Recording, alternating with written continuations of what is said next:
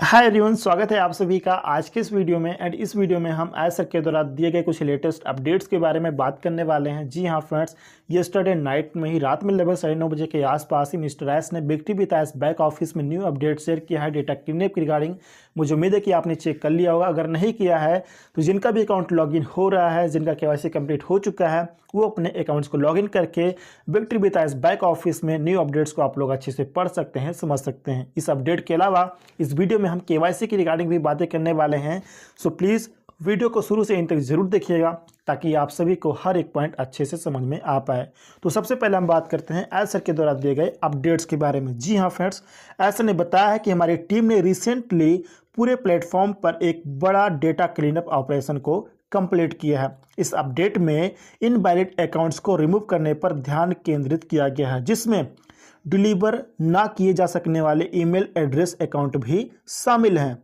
And omail.ai की regarding, जैसा कि एस ने पहले बताया था, पहले अनाउंस किया था कि omail.ai से जो रिलेटेड अकाउंट है उनको रिमूव किया जाएगा। तो बिल्कुल फ्रेंड्स ऐसा ही हुआ है।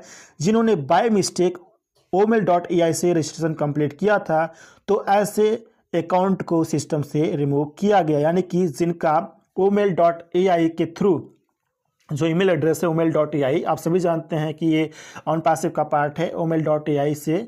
तो इसके थ्रू जिन्होंने बाय मिस्टेक अपना रजिस्ट्रेशन कंप्लीट किया था तो ऐसे अकाउंट को सिस्टम से रिमूव किया गया है। इसके अलावा एसर ने यह भी बताया है कि हमें बड़ी संख्या में इनवैलिड या non functional email address account का पता चलने पर आश्चर्य हुआ, यानी कि सिस्टम में इनवैलिड या non functional email address account काफ़ी ज़्यादा थे। इसका पता चलने पर एसर को काफ़ी ज़्यादा आश्चर्य हुआ। उन्होंने बताया कि हमारे प्लेटफॉर्म की एक्यूरेसी एंड इंटीग्रिटी को प्रोटेक्ट करने के लिए अब इनवैलिड अकाउंट्स या नॉन फंक्शनल ईमेल को रिमूव कर दिया गया है। जो नॉन फंक्शनल ईमेल एड्रेस से रजिस्टर्ड था अकाउंट, उन सभी अकाउंट को यहाँ पर इनवैलिड या नॉन फंक्शनल ईमेल एड्रेसेस को रिमूव कर दिया गया है सिस्टम से। ऐसा नहीं, ये भी बताया है कि कोई भी एक्टिव या वेरीफाइड मेंबर्स अकाउंट प्रभावित नहीं हुआ। ध्यान दीजिएगा, कोई भी एक्टिव या वेरीफाइड मेंबर्स अकाउंट प्रभावित नहीं हुआ, यानी कि अगर कोई एक्टिव है,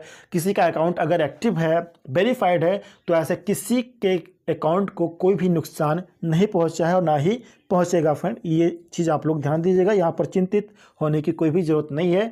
जो इनवैलिड अकाउंट था, जो नॉन फंक्शनल ईमेल से रजिस्टर्ड हुआ अकाउंट था, ऐसे ही अकाउंट को सिस्टम से रिमूव किया गया है। उन्होंने ये भी बताया कि यदि आप अपनी सर्कल लिस्ट में कोई भी चेंजेस को नोटिस करते हैं तो यह केवल उन इनवैलिड अकाउंट को रिमूव करने को दर्शाता है जो पहले आपसे कनेक्टेड थे।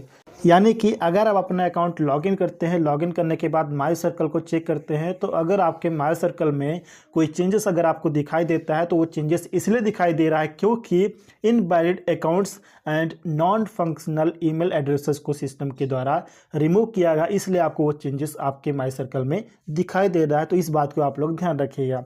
ऐसा ने यह भी बताया कि यह क्लीनअप एक सॉफ्ट डिलीट के रूप में किया गया है। ऐसा ने बताया कि यह क्लीनअप एक सॉफ्ट डिलीट के रूप में किया गया है एंड रिमूव किए गए सभी डेटा का पूरी तरह से बैकअप भी लिया गया है और सुरक्षित रूप से स्टोर कर दिया गया है, ताकि यदि किसी भी कारण से इसकी आवश्यकता पड़े, इसकी ज़रूरत पड़े, तो उसको यहाँ पर यूज किया जा सके। फ्रेंड, ऐसा ने यह भी बताया कि आप उम्मीद कर सकते हैं, हम उम्मीद कर सकते हैं कि जैसे जैसे हम आगे बढ़ेंगे तो यह अपडेट पूरे सिस्टम को और भी ज़्यादा स्मूथर, फास्टर एंड अधिक ऑप्टिमाइज्ड बना देगा, यानी कि और भी ज़्यादा सुचारू रूप से बनाएगा और भी ज़्यादा तेज़ बना देगा सिस्टम को। फ्रेंड, तो ये जो अपडेट हो रहा है ये सिस्टम को बेहतर करने के लिए ही हो रहा है। हर चीज़ दिन ब दिन, डे बाय डे बेहतर होती जा रही है इन एवरी डायरेक्शन। जी हाँ फ्रेंड्स, इन एवरी डायरेक्शन, हर एक डायरेक्शन में हर चीज़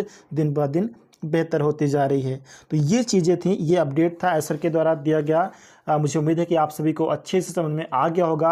अगर आपके माई सर्कल में कोई चेंजेस दिखाई देता है तो समझ जाइएगा फ्रेंड्स कि वो इनवैलिड अकाउंट्स या फिर नॉन फंक्शनल ईमेल एड्रेसेस को सिस्टम के द्वारा रिमूव किया गया, इसलिए आपके माई सर्कल में कुछ चेंजेस दिखाई दे रहा है।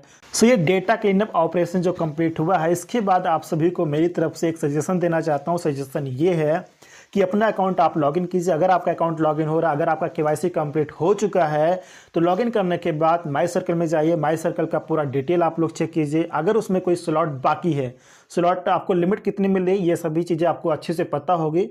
तो अपने लिमिट के अकॉर्डिंग अगर कोई स्लॉट बाकी है, 1 2 3 जो भी बाकी हो, तो उसके अकॉर्डिंग आप न्यू पर्सन को, जो भी आपके कॉन्टैक्ट्स में है जिसको आप रजिस्टर करना चाहते हो, तो आप उनको अपने रेफरल लिंक के थ्रू रजिस्टर कर लीजिएगा। क्योंकि अगर आपके पास स्लॉट बाकी है तो अपने स्लॉट्स को आप चेक कर लीजिए। मेंबर्स की संख्या कितनी है आपके माई सर्कल में, उसको देख लीजिए। अगर कोई स्लॉट बाकी है तो अपने रेफरल लिंक के थ्रू उनको, न्यू पर्सन को जो बाकी है रजिस्टर नहीं किए हैं, तो उनको आप रजिस्टर कर सकते हैं। ये चीज़ आप लोग ध्यान दीजिएगा। मुझे उम्मीद है फ्रेंड्स कि ये पॉइंट आपको अच्छे से समझ में आ गया होगा।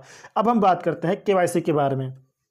केवाईसी के रिगार्डिंग 2 दिन से लगातार मेरे पास काफ़ी लोगों का मैसेज आ रहा है कि सूरज जी, काफ़ी लोगों का केवाईसी पेज दिख रहा है बट मेरा नहीं दिख रहा है। जी हाँ फ्रेंड्स, बिल्कुल ऐसा था। कुछ लोगों का केवाईसी पेज उनके अकाउंट्स में नहीं दिख रहा था। तो ऐसे में आप सभी को बताना चाहता हूं कि 1-2 दिन से जिनके अकाउंट में केवाईसी का पेज दिख नहीं रहता, लॉगिन करने पर डायरेक्टली उनका बैक ऑफिस जो डैशबोर्ड है बीटी विदास का, वो लॉगिन हो जा रहा था, बैक ऑफिस में पहुंच पा रहे थे, लेकिन उनका केवाईसी का पेज दिखाई नहीं दे रहा था, उनका केवाईसी वेरिफिकेशन प्रोसेस कंप्लीट भी नहीं हुआ था।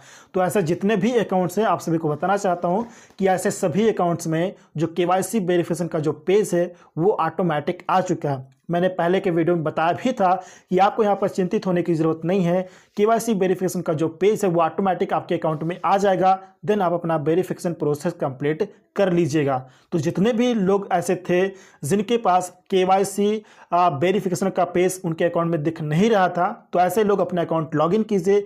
लॉगिन करते ही पहला पेज आपके सामने केवाईसी का ही आएगा। वहाँ से केवाईसी का प्रोसेस आप लोग कंप्लीट कर सकते हैं। एंड अगर किसी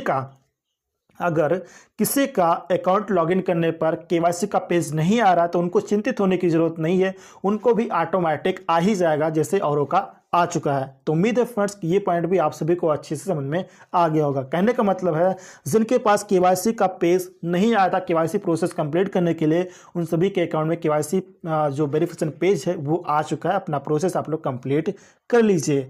एंड केवाईसी प्रॉब्लम की रिगार्डिंग एक प्रॉब्लम यहाँ पे काफ़ी लोगों को आ जाती है।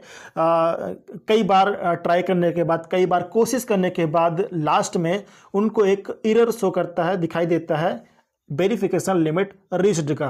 तो अगर किसी को ऐसा एरर आए लास्ट में केवाईसी फाइनल सबमिट करते समय, जब ऐसा एरर अगर किसी को आता है, तो उसमें आपको चिंतित होने की ज़रूरत नहीं है, घबराना नहीं है। आप उसको लॉग आउट कर दीजिए, साइन आउट कर दीजिए। लॉग आउट करने के बाद कुछ घंटे आप वेट कर लीजिए, लगभग 24 घंटे वेट कर लीजिए। नेक्स्ट डे अपने अकाउंट को अगेन आप लॉगिन कीजिएगा और उस टाइम पर आप देखिएगा अगर स्टार्ट वेरिफिकेशन यानी कि केवाईसी का नया पेज अगर दोबारा से आ जाता है, तो वहाँ से आप अगला जो प्रोसेस है केवाईसी के रिगार्डिंग वो आप कंप्लीट कर सकते हैं। तो ऐसे में अगर किसी को वेरिफिकेशन लिमिट रीच्ड की प्रॉब्लम आती है, तो ऐसे में आपको घबराना नहीं है, वेट करना है कुछ घंटे, लगभग 24 घंटे वेट कर लीजिए। उसके बाद नेक्स्ट डे अगेन अपने अकाउंट लॉगिन कीजिए और केवाईसी वेरिफिकेशन का पेज अगर आपको आ चुका है, पहले जैसा अगर आ चुका है, तो अगेन अपना प्रोसेस आप लोग कंप्लीट कर सकते हैं, कोई दिक्कत नहीं है फ्रेंड्स। तो ये थे फ्रेंड्स कुछ इंपॉर्टेंट पॉइंट्स जो मुझे लगा कि आप सभी के साथ शेयर करना चाहिए। उम्मीद है कि सभी पॉइंट आपको अच्छे से समझ में आ गए होंगे। एंड लास्ट में ये जरूर बोलूंगा कि अगर आप इस चैनल पर नए हैं तो चैनल को सब्सक्राइब जरूर कर लीजिए, ताकि राइट टाइम पर आप सभी को ऑथेंटिक इन्फॉर्मेशन लगातार मिलती रहे फ्रेंड्स।